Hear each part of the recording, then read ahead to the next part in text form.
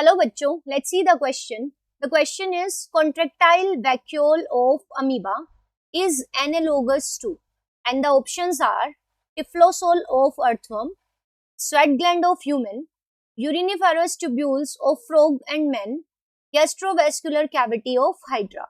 So let's see what is the key concept to solve the question.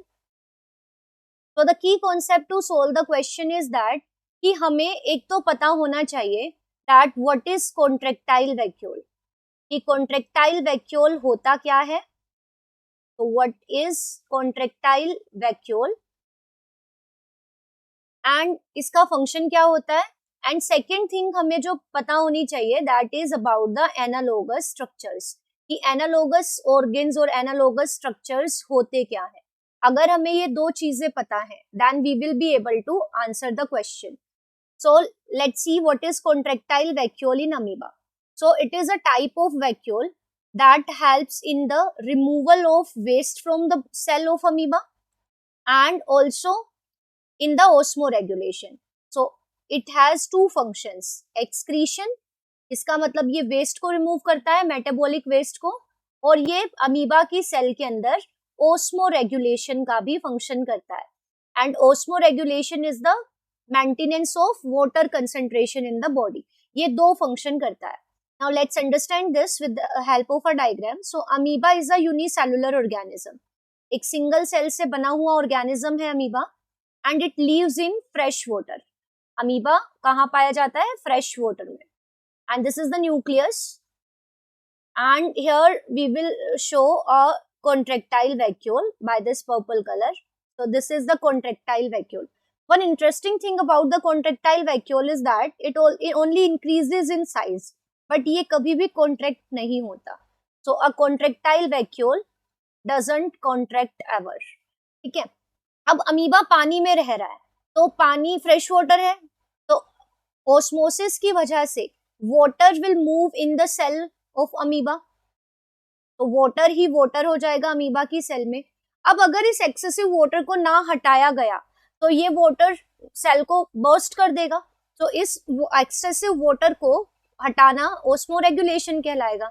And also यहाँ पे जो metabolic waste बनता है that is the ammonia NH3, तो ये वेस्ट भी इस पानी में डिसॉल्व हो जाएगा. तो इन दोनों ही चीजों को रिमूव करना is extremely necessary.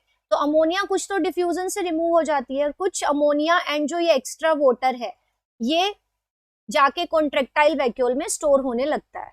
Now the contractile vacuole will increase in its size. So contractile vacuole increase हो जाएगा size में. So it will increase in the size and it will increase up to an extent कि ये plasma membrane से fuse हो जाएगा. It will open and exocytosis के through ये जो extra water along with the ammonia it will be removed from the cell. तो ये वेस्ट को और पानी को रिमूव कर रहा है. So it is helping in the excretion and the osmoregulation. Now let's see what are the analogous structure. So ऐसे स्ट्रक्चर्स जो डिफरेंट ऑर्गेनिजम्स में पाए जाते हैं जिनका इंटरनल और बेसिक स्ट्रक्चर डिफरेंट होता है. Internal structure and origin is internal structure is different but they perform same function, मतलब काम सेम होते हैं. ऐसे स्ट्रक्चर्स जो डिफरेंट ऑर्गेनिजम्स में पाए जा रहे हैं लेकिन जिनके स्ट्रक्चर तो इंटरनली बिल्कुल डिफरेंट है बट फंक्शन जो कि सेम परफॉर्म कर रहे हैं. अब हमें पता है कि कॉन्ट्रेक्टाइल वैक्यूल एक्सक्रीशन और ऑस्मोरेगुलेशन का फंक्शन कर रहा है, तो हमें यहाँ से चूज करना है कि कौन सा स्ट्रक्चर इनमें से सेम काम कर रहा है. जो स्ट्रक्चर सेम फंक्शन परफॉर्म कर रहा है that will be analogous to the contractile vacuole. Now let's see the options one by one. So पहले ऑप्शन में दिया गया है typhlosole of earthworm. Now typhlosole क्या होता है? earthworm के अंदर जो intestine है it is the infold, it is an infold in the intestine जो कि बॉडी के through out the length extend करता है. जैसे ये अगर हम TS देखें इंटेस्टाइन का, so this is the intestine of earthworm.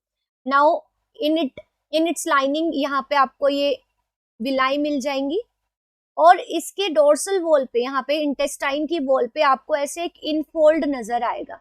So this infold is known as the typhlosole, और ये पूरी बॉडी में एक्सटेंड करता है. अब जो ये टिफ्लोसोल है, ये ना तो एक्सक्रीशन का काम करता है, ना ये ओस्मो रेगुलेशन का काम करता है. ये काम करता है इंक्रीज करने का सरफेस एरिया को.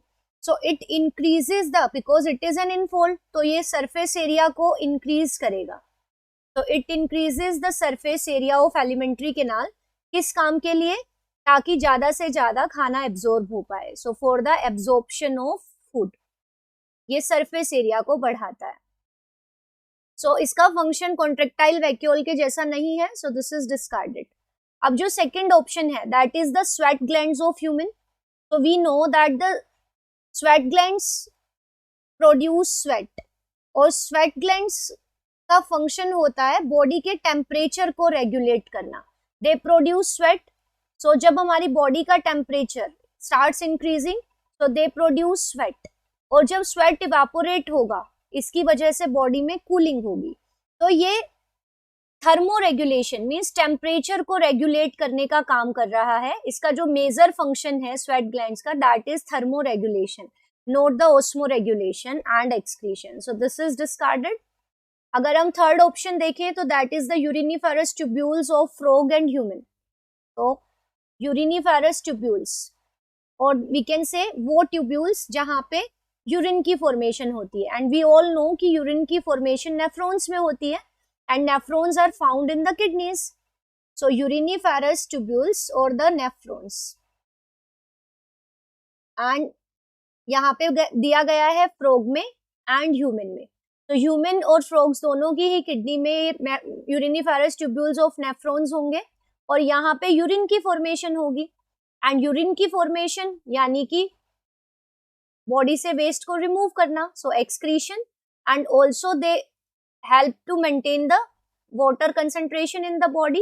So uriniferous tubule are the excretory and the osmoregulatory structure. अब इनका स्ट्रक्चर डिफरेंट होता है कॉन्ट्रेक्टाइल वैक्यूल से, it is altogether different, but function ये कॉन्ट्रेक्टाइल वैक्यूल जैसा ही कर रहे हैं. सो यही एनालोगस है कॉन्ट्रेक्टाइल वैक्यूल के. But if we look further at the other option as well, तो फोर्थ ऑप्शन है gastrovascular cavity of Hydra. So Hydra is a coelenterate. It is the member of phylum Coelenterata. अब इनकी body का एक special feature है कि इनकी body में एक कैविटी होती है जिसको हम गैस्ट्रोवेस्कुलर कैविटी और सिलेंटेरोन बोलते हैं. नाउ द वर्ड गैस्टर, गैस्टर वर्ड आया है स्टमक के लिए. जैसे हमारी बॉडी में स्टमक खाने को डाइजेस्ट करने का काम करता है, ये कैविटी भी खाने को डाइजेस्ट करने का काम करती है. और वेस्कुलर वर्ड आया है सर्कुलेशन के लिए, कि ये बॉडी में चीजों को ट्रांसपोर्ट करने का भी काम करती है. तो गैस्ट्रोवेस्कुलर कैविटी को हम दिखा सकते हैं, जैसे ये माउथ है, दीज आर द टेंटिकल्स, और ये बॉडी है.